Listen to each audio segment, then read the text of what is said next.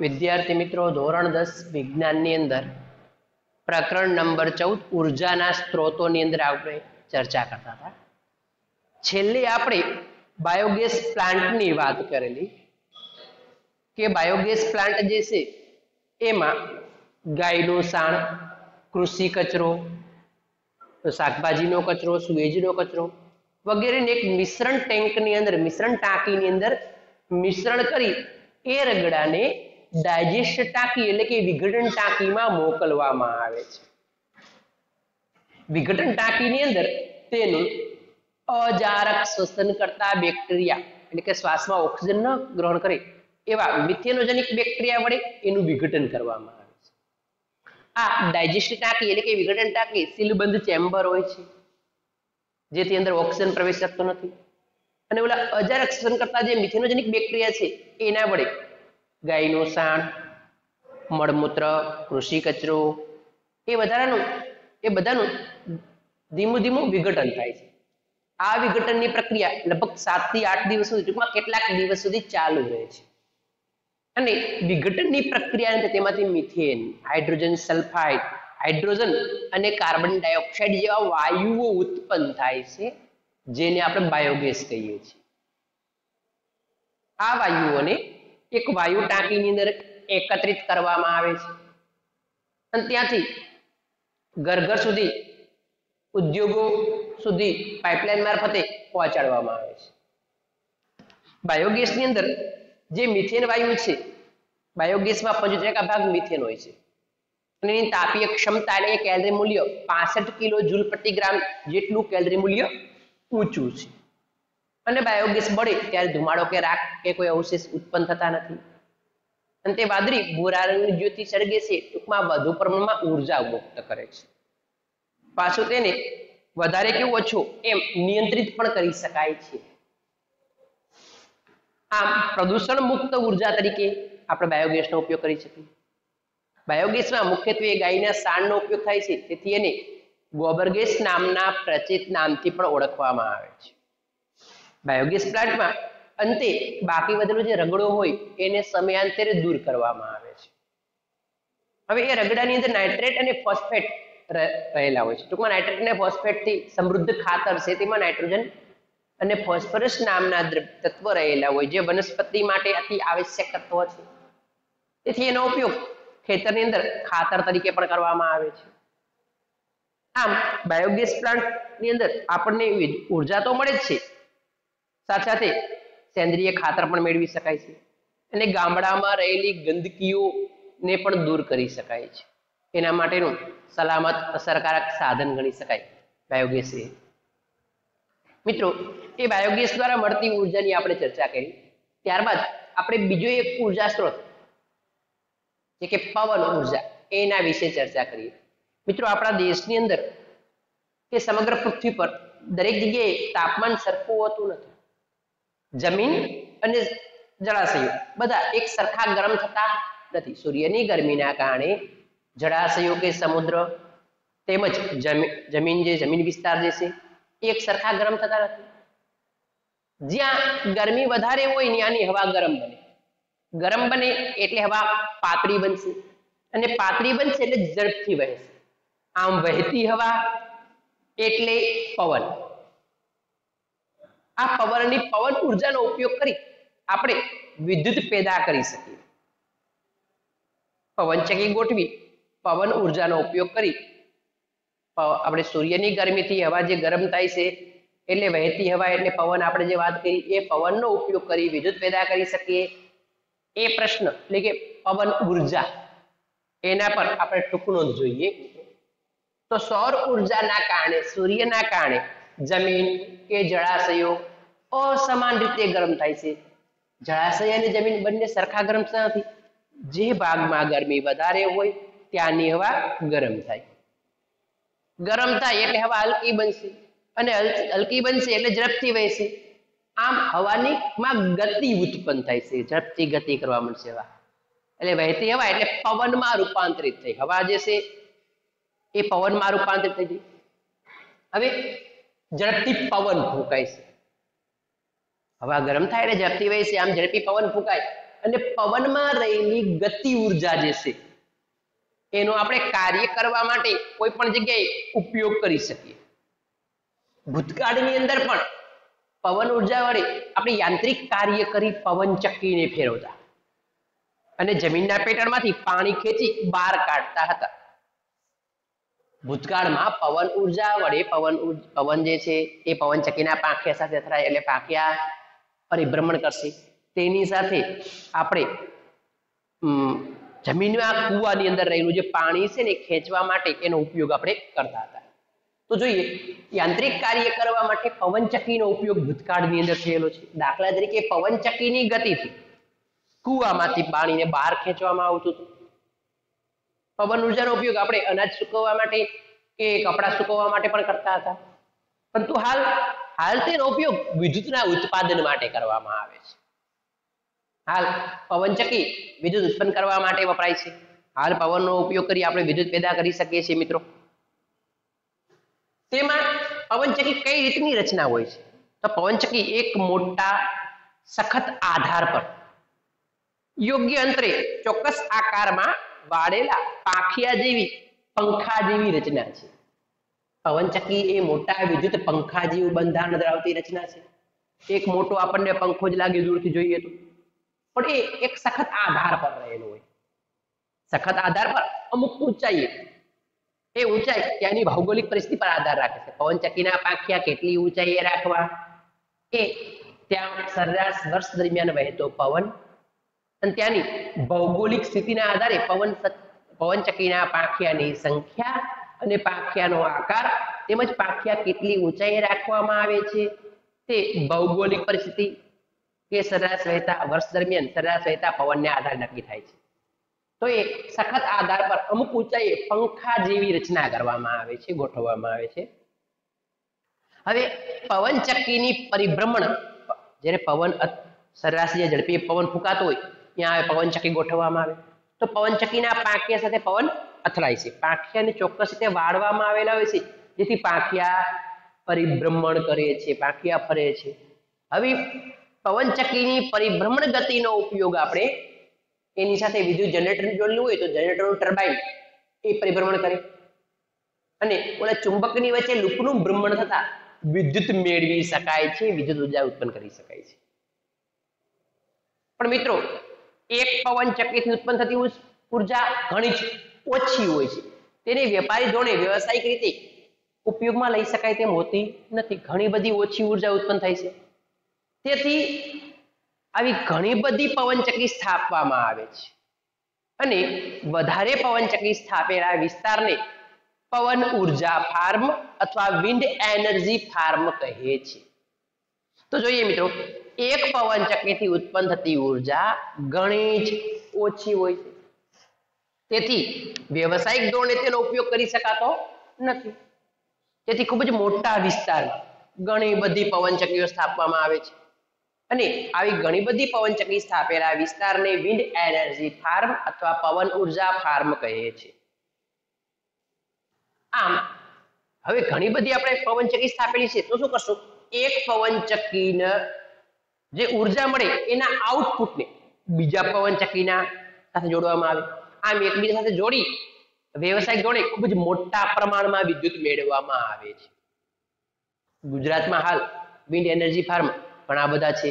ઓખા, લાંબા, માંડવી, વેરાવળ વગેરે જગ્યાએ વર્ષ દરમિયાન સરેરાશ વધુ ઝડપે પવન ફૂંકાતો હોય છે અને એ જગ્યાએ આવા વિન્ડ એનર્જી ફાર્મ બનાવેલા છે કે જેની મદદથી આપણે પવન ઉર્જાનો ઉપયોગ કરી અને આ પવનચક્કીના પાંખિયાને પરિભ્રમણ આપી વિદ્યુત પેદા કરી શકાય છે.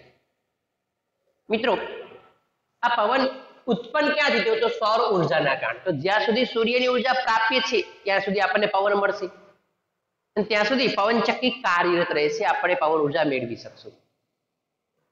આ ઉર્જા સ્ત્રોત પ્રદૂષણ મુક્ત ઉર્જા સ્ત્રોત છે અને એકવાર પવનચક્કી બનાવવાનો ખર્ચ થાય છે પણ ત્યારબાદ એ નહિવત ખર્ચે ઉર્જા ઉત્પન્ન કરે છે.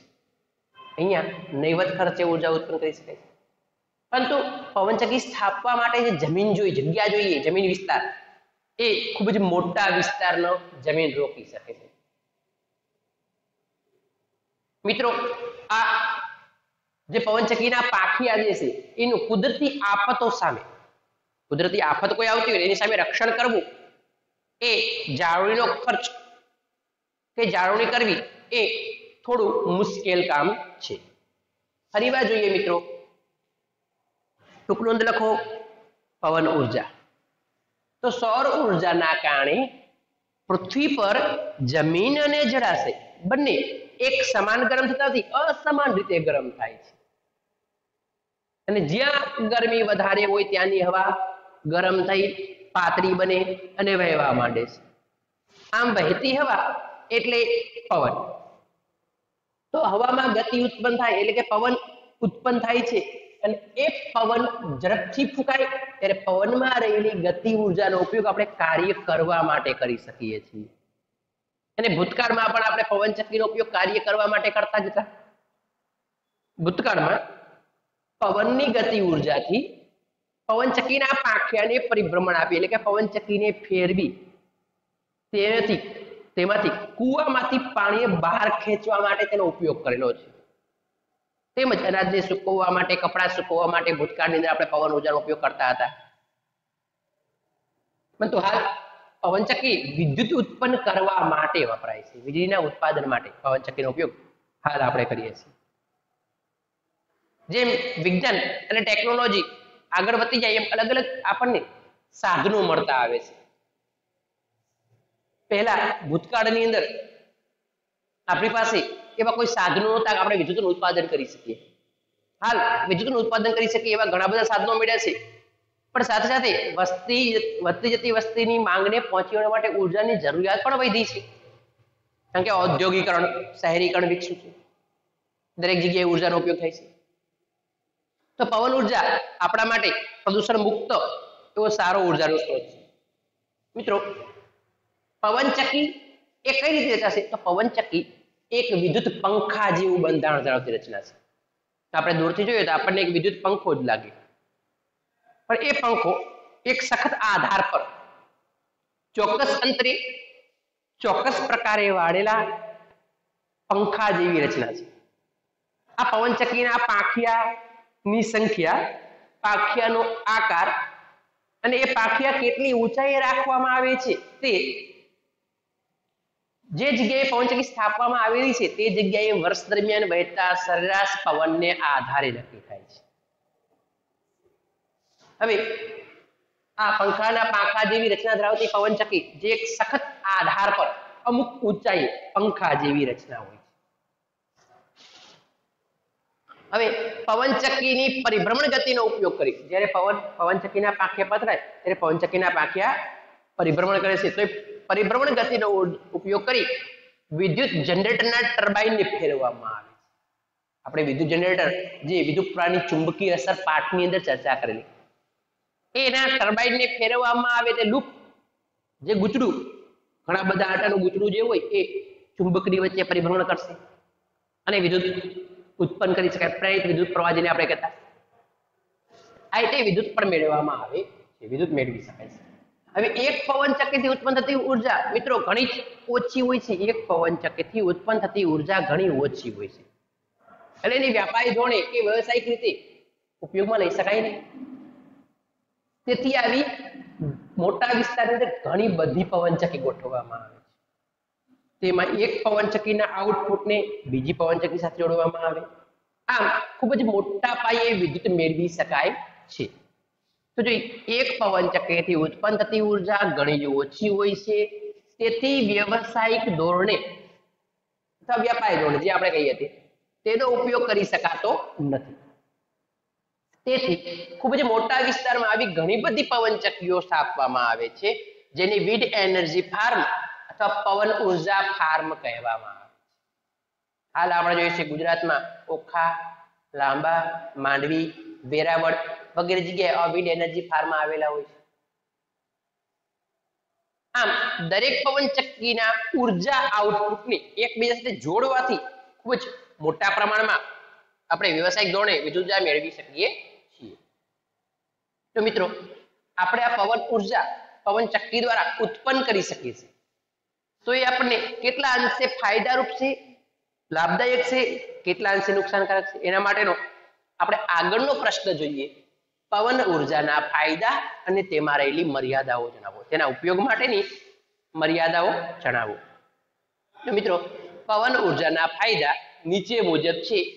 પહેલો પોઈન્ટ જોઈએ, પવન ઉર્જા પ્રદૂષણ મુક્ત ઉર્જા સ્ત્રોત છે. આમાં કોઈ પણ પ્રકારનું પ્રદૂષણ થતું નથી. પવન ઉર્જાથી જ્યારે વિદ્યુત પેદા કરવામાં આવે ત્યારે એ પ્રદૂષણ કરતો નથી. હવાનું, જમીનનું કેવા કોઈ પ્રકારના પ્રદૂષણ પેદા થતા નથી. બીજું જોઈએ, તે પુનઃપ્રાપ્ય ઉર્જા સ્ત્રોત છે. મિત્રો, પવન શાના કારણે ઉત્પન્ન થયું? સૂર્યની ગરમીના કારણે. તો જ્યાં સુધી સૂર્યની ઉર્જા પૃથ્વી પર પ્રાપ્ય રહેશે ત્યાં સુધી આપણને પવન ઉર્જા પણ પ્રાપ્ય રહેશે. આમ પવન ઉર્જા જે છે ને પુનઃપ્રાપ્ય ઉર્જા સ્ત્રોત ગણી શકાય. ટૂંકા સમયગાળામાં ફરીવાર મળવાનો જ છે એટલે તે પુનઃપ્રાપ્ય ઉર્જા સ્ત્રોત છે. તેમાં વિદ્યુતના ઉત્પાદન માટે વારંવાર ખર્ચ કરવાની જરૂર પડતી નથી. હા, એક વખતે જ્યારે પવન વિન્ડ એનર્જી ફાર્મ બનાવતી વખતે ખૂબ જ મોટા પાયે ખર્ચ થાય છે, પરંતુ ત્યારબાદ ખૂબ જ નહિવત ખર્ચે, વારંવાર ખર્ચ કરવાની જરૂર રહેતી નથી, ખૂબ જ નહિવત ખર્ચે પુષ્કળ પ્રમાણમાં ઉર્જા મેળવી શકાય છે. એટલે તેમાં વિદ્યુત ઉર્જાના ઉત્પાદન માટે વારંવાર ખર્ચ કરવાની જરૂર પડતી નથી. એકવાર વધારે ખર્ચ કરી વિન્ડ એનર્જી ફાર્મ બનાવેલું હોય ત્યારબાદ બહુ ખૂબ જ નહિવત ખર્ચે આપણે ઉર્જા મેળવી શકીએ. તો હવે આ વિન્ડ એનર્જી ફાર્મથી ઉત્પન્ન થતી જે પવન ઉર્જા છે એના આપણને ગેરલાભ શું છે, મર્યાદા શું છે, એની ઉપયોગ માટેની મર્યાદાઓ શું છે, એના વિશે આપણે ચર્ચા કરીએ. તો શું ગમે તે જગ્યાએ આપણે પવનચક્કી સ્થાપી શકીએ? આપણા ગામની અંદર કે ગમે તે જગ્યાએ આપણને યોગ્ય લાગે તે જગ્યાએ પવનચક્કી સ્થાપી શકીએ? ના મિત્રો. જે વિસ્તારમાં વર્ષ દરમિયાન સરેરાશ વધુ ઝડપે, તીવ્ર ઝડપે પવન ફૂંકાતો હોય એવી જગ્યાએ જ પવનચક્કી સ્થાપવામાં આવે છે, જેથી પવનચક્કીના પાંખિયા પરિભ્રમણ કરે અને પવન ઉર્જા ઉત્પન્ન થાય. તો મિત્રો, જે વિસ્તારમાં સમગ્ર વર્ષ દરમિયાન તીવ્ર પવન ફૂંકાતો હોય ત્યાં જ પવન ઉર્જા ફાર્મ સ્થાપિત કરી શકાય. એક દિવસ કોઈ જગ્યા ઉપર વધારે પવન ફૂંકાતો હોય ત્યાં વિન્ડ એનર્જી ફાર્મ ન સ્થાપાય. સમગ્ર વર્ષ દરમિયાન જ્યાં સરેરાશ વધુ ઝડપે, તીવ્ર ઝડપે પવન ફૂંકાતો હોય એવી જગ્યાએ જ વિન્ડ એનર્જી ફાર્મ સ્થાપવું જોઈએ. બીજો મુદ્દો જોઈએ મિત્રો. હવે ટર્બાઇનની ગતિ ચાલુ રાખવા માટે પવનની ગતિ, જે તે સ્થળે આપણે પવન વિન્ડ એનર્જી ફાર્મ સ્થાપેલું છે, પવનચક્કી નિર્માણ કરેલી છે, ત્યાં ટર્બાઇનની ગતિ ચાલુ રાખવા માટે વર્ષ દરમિયાન સરેરાશ 16 કિલોમીટર પ્રતિ કલાક કરતા વધુ ઝડપે, અથવા તો 15 કિલોમીટર, 15 કે 16 કિલોમીટર પ્રતિ કલાક કરતા વધુ ઝડપે પવન ફૂંકાવવો જોઈએ. આપણા પાઠ્યપુસ્તકમાં ત્યાં 15 કિલોમીટર પ્રતિ કલાક લખેલું છે. એટલે ટર્બાઇનની ગતિ ચાલુ રાખવા માટે પવનની ગતિ ઓછામાં ઓછી 15 કિલોમીટર પ્રતિ કલાક કરતા વધુ હોવી જોઈએ. એક કલાકે 15 કિલોમીટર કે તેથી વધુ ઝડપે જ્યાં પવન ફૂંકાતો હોય એવી જગ્યાએ જ આપણે પવનચક્કી નિર્માણ કરવી જોઈએ. હવે જ્યારે પવન ફૂંકાતો ન હોય ત્યારે ઉર્જાની જરૂરિયાતની કાળજી રાખવા માટે સંગ્રાહક કોષની જરૂરિયાત ઊભી થાય છે. એટલે સંગ્રાહક કોષની સગવડતા હોવી જોઈએ. જ્યારે પવન ફૂંકાતો ન હોય ત્યારે જે ઉત્પન્ન થયેલી ઉર્જા જે છે એનો સંગ્રહ કરવો, એની જરૂરિયાતની કાળજી રાખવા માટે નિકલ કેડમિયમ સંગ્રાહક કોષની જરૂર પડે છે, જેમાં આપણે ઉત્પન્ન થયેલી ઉર્જાને સંગ્રહિત કરી શકીએ. એ માટે સંગ્રાહક કોષની સગવડતા હોવી જરૂરી છે. તેમજ પવન ઉર્જા ફાર્મ એટલે કે વિન્ડ એનર્જી ફાર્મ સ્થાપવા માટે ખૂબ જ વિશાળ જમીન વિસ્તારની જરૂર પડે છે. આપણે જોઈએ છીએ પવનચક્કીના એક એક પાંખિયા બહુ ખૂબ જ વિશાળ હોય છે. તો એવી વિશાળકાય પવનચક્કી સ્થાપવી હોય, એનું આખું વિન્ડ એનર્જી ફાર્મ બનાવવું હોય તો ખૂબ જ મોટા વિસ્તારની જરૂર પડશે. જોઈએ મિત્રો, 1 મેગાવોટ આ જનરેટર માટે 1 મેગાવોટ વીજળી ઉત્પન્ન કરવાનું જનરેટર ગોઠવવું હોય એના માટે 2 હેક્ટર જેટલી જમીનની જરૂર પડે છે. આમ જમીનનો મોટો વિસ્તાર તે આવરી લે છે. પવન ઉર્જા ફાર્મ એટલે કે વિન્ડ એનર્જી ફાર્મમાં જ્યાં નિર્માણ કરવું હોય તે જગ્યાએ ખૂબ જ વિશાળ જમીન વિસ્તારની જરૂર પડશે. 1 મેગાવોટ વીજળીના ઉત્પાદન માટે 1 મેગાવોટ વીજળીના ઉત્પાદન માટે જે જનરેટર આપણે ગોઠવીએ તો એના માટે 2 હેક્ટર જેટલી જમીનની જરૂર પડે છે. મિત્રો આગળ કુદરતી ઘટનાઓ ક્યારેક બનતી હોય, જેમ કે વરસાદ, વાવાઝોડું, સૂર્યપ્રકાશ તો ગૌણ પરિબળ છે. પણ વરસાદ કે વાવાઝોડા એના સામે ટાવર લે, જે આપણે સખત એક ઊભો કરેલો ટાવર છે, એ ટાવર કે ઉપર રાખેલા પાંખિયા જે છે એની ઉચ્ચ કક્ષાની જાળવણી જરૂરી છે. કારણ કે પવનચક્કી નિર્માણ કરવા માટેનો ખર્ચ ખૂબ જ વધારે છે. જ્યારે વાવાઝોડું થાય ત્યારે આ પવનચક્કીના ટાવર કે પાંખિયાને નુકસાન થવાની શક્યતા રહેતી હોય છે. ત્યારે એની જાળવણી, ઉચ્ચ કક્ષાની જાળવણી ખૂબ જ જરૂરી છે. મિત્રો આગળ જોઈએ, પવન ઉર્જા ફાર્મ સ્થાપવાનો પ્રારંભિક ખર્ચ ખૂબ જ વધુ હોય છે. પવન ઉર્જા ફાર્મની અંદર તો ઘણી બધી પવનચક્કી આવેલી હોય. એ વિન્ડ એનર્જી ફાર્મ બનાવવા માટેનો પ્રારંભિક ખર્ચ, શરૂઆતમાં ખર્ચ ખૂબ વધારે પડે છે, કોસ્ટલી છે. મિત્રો ફરીવાર જોઈએ, પવન ઉર્જાના ફાયદા અને તેના ઉપયોગમાં રહેલી મર્યાદાઓ જણાવો. તો જોઈએ, પહેલા આપણે પવન ઉર્જાના ફાયદાની ચર્ચા કરીએ. પવન ઉર્જાના ફાયદા નીચે મુજબ છે. એમાં પહેલો પોઈન્ટ જોઈએ, પવન ઉર્જા પ્રદૂષણ મુક્ત ઉર્જા છે. એનાથી કોઈ પણ પ્રકારનું જમીનનું, હવાનું, ધ્વનિનું એવા કોઈ પણ પ્રકારના પ્રદૂષણ ઉત્પન્ન થતા નથી. પવન ઉર્જા પુનઃપ્રાપ્ય ઉર્જા છે. મિત્રો જ્યાં સુધી આપણને સૂર્યનો પ્રકાશ પ્રાપ્ય રહેશે ત્યાં સુધી પવન ઉત્પન્ન થશે અને ત્યાં સુધી આપણને પવન ઉર્જા પણ મળતી રહેશે. આમ પવન ઉર્જા પુનઃપ્રાપ્ય ઉર્જા તો ગણી શકાય. પવન ઉર્જા જે છે એ વિદ્યુતના ઉત્પાદન માટે વારંવાર ખર્ચ કરવાની જરૂર પડતી નથી. આપણે પવન ઉર્જાથી વિદ્યુત ઉત્પન્ન કરવા માટે વારંવાર ખર્ચ કરવાની જરૂર રહેતી નથી. હા, જ્યારે પવનચક્કી સ્થાપવામાં આવે, વિન્ડ એનર્જી ફાર્મ બનાવવામાં આવે ત્યારે ખૂબ જ ખર્ચો વધારે હોય છે. પણ ત્યારબાદ નહિવત ખર્ચે વારંવાર આપણે ઉર્જા મેળવી શકીએ છીએ. ત્યારબાદ ઉર્જા મેળવવા માટે વારંવાર ખર્ચ કરવાની જરૂર રહેતી નથી. મિત્રો આગળ પવન ઉર્જાના આપણે મર્યાદાઓની ચર્ચા કરીએ. એમાં પહેલો પોઈન્ટ જોઈએ, જે વિસ્તારમાં વર્ષ દરમિયાન સરેરાશ તીવ્ર ઝડપે પવન ફૂંકાતો હોય ને એવી જગ્યાએ પવનચક્કી ગોઠવવી જોઈએ. આપણે કોઈ પણ જગ્યાએ પવનચક્કી ઊભી કરી દઈશું તો મિત્રો વિદ્યુત ઉર્જા મેળવી શકાશે નહીં. કારણ કે પવનચક્કીના પાંખિયાને પરિભ્રમણ આપવા માટે તીવ્ર પવન જરૂરી છે. તેથી જે વિસ્તારમાં વર્ષ દરમિયાન સરેરાશ તીવ્ર ઝડપથી પવન ફૂંકાતો હોય, વધુ ઝડપે પવન ફૂંકાતો હોય, પવનચક્કીના પાંખિયાને સાથે અથડી પાંખિયાને પરિભ્રમણ કરાવી શકે એવી ઝડપથી પવન ફૂંકાતો હોય તે જગ્યાએ જ વિન્ડ એનર્જી ફાર્મ બનાવવો જોઈએ. બીજું, ટર્બાઇનની ગતિ ચાલુ રાખવા માટે મિત્રો પવનચક્કીના પાંખિયા સાથે પવન અથડાય, પાંખિયા પરિભ્રમણ કરે, એની સાથે ટર્બાઇન જોડેલું હોય.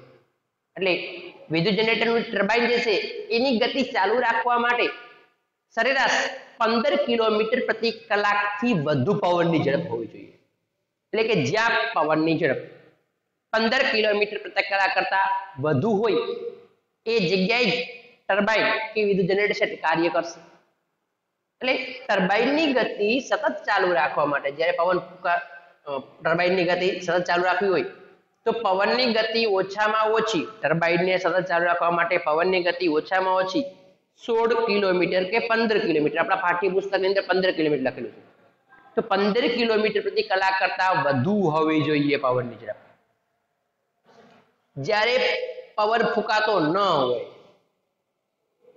ત્યારે પવનચક્કી પરિભ્રમણ કરશે નહીં, તો પવન ઉર્જા ઉત્પન્ન થશે નહીં.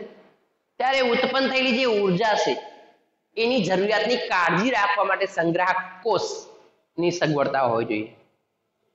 હાલ નિકલ કેડમિયમ સંગ્રાહક કોષની અંદર આપણે ઉર્જાને સંગ્રહ કરી શકીએ. આપણે સૌર પેનલ અમુક પ્રદેશમાં જ્યાં વીજળીની સુવિધા ન હોય, રાત્રે લાઇટ ન આવતી હોય, તો એ જગ્યાએ આપણે જોઈશું સૌર પેનલ ગોઠવેલી હોય. સૌર પેનલ પર સૂર્યના કિરણો પડે ત્યારે સૌર ઉર્જાનું વિદ્યુતમાં રૂપાંતર કરે છે.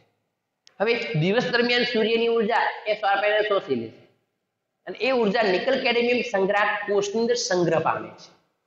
રાત્રે એ પ્રકાશ સ્વરૂપે ઉર્જા ઉત્પન્ન કરે છે, વિદ્યુત ઉર્જાનું પ્રકાશમાં રૂપાંતર થાય છે. આવા સંગ્રાહક કોષ આ જગ્યાએ પણ રાખવા પડે, સંગ્રાહક કોષની સગવડતા હોવી જોઈએ. મિત્રો આગળ જોઈએ, પવન ઉર્જા ફાર્મ એટલે કે વિન્ડ એનર્જી ફાર્મ સ્થાપવા માટે ખૂબ જ વિશાળ જમીન વિસ્તારની જરૂર પડે છે. વિન્ડ એનર્જી ફાર્મમાં તો ઘણી બધી પવનચક્કી, અને આપણે એક પવનચક્કીના પાંખિયા જોઈએ તો પણ ઘણા બધા વિસ્તાર હોય છે. તો પછી આ વિન્ડ એનર્જી ફાર્મ બનાવવા માટે ખૂબ જ મોટા વિસ્તારના જમીન વિસ્તારને આવરી લેશે, એટલે વધારે જમીનની જરૂર પડે છે. જેમ કે 1 મેગાવોટનું જનરેટર ગોઠવવા માટે લગભગ અંદાજે 2 હેક્ટર જેટલા જમીનની જરૂર પડે છે. આમ મોટા ભાગનો જમીન વિસ્તાર આ વિન્ડ એનર્જી ફાર્મ આવરી લે છે. કુદરતી ઘટનાઓ ક્યારેક બનતી હોય, જેમ કે વરસાદ આવવો, વાવાઝોડું થવું, ત્યારે એ સખત આધાર કે જેના ઉપર આપણે પવનચક્કીના પાંખિયા ગોઠવેલા છે, એ આધાર તેમજ પાંખિયા એની જાળવણી, ઉચ્ચ કક્ષાની જાળવણી ખૂબ જ જરૂરી છે. કારણ કે વાવાઝોડાથી પવનચક્કીના પાંખિયાને કે સ્તંભને, આધારને નુકસાન થવાની શક્યતા રહેતી હોય છે, ત્યારે એની જાળવણી ખૂબ જ જરૂરી છે. આગળ જોઈએ તો પવન ઉર્જા સ્થાપવા માટેનો પ્રારંભિક ખર્ચ ખૂબ જ વધારે છે. પવન ઉર્જા ફાર્મ બનાવવામાં પ્રારંભિક ખર્ચ ખૂબ જ વધારે છે. પવનચક્કીના પાંખિયા, એનો આધાર સ્તંભ, એ જમીન, ખૂબ જ મોટો જમીન વિસ્તાર આવી લે છે, એટલે એ બધા માટે ખર્ચો કરવો પડે. એટલે વિન્ડ એનર્જી ફાર્મ સ્થાપવા માટેનો પ્રારંભિક ખર્ચ શરૂઆતમાં ખૂબ જ વધુ પડે છે. મિત્રો આપણે જે પવન ઉર્જાની વાત કરી, એ પવન ઉર્જા છેલ્લે જોઈએ તો ઉત્પન્ન ક્યાંથી થાય છે? તો સૌર ઉર્જા દ્વારા. જ્યાં સુધી સૂર્યની ઉર્જા પૃથ્વી પર પ્રાપ્ય થશે ત્યાં સુધી આપણને પવન મળશે અને આપણે પવન ઉર્જા મેળવી શકીશું. તો આ સૌર ઉર્જા એ શું છે? તો મૂળભૂત ઉર્જાનો સ્ત્રોત કહીએ તો સૌર ઉર્જા છે.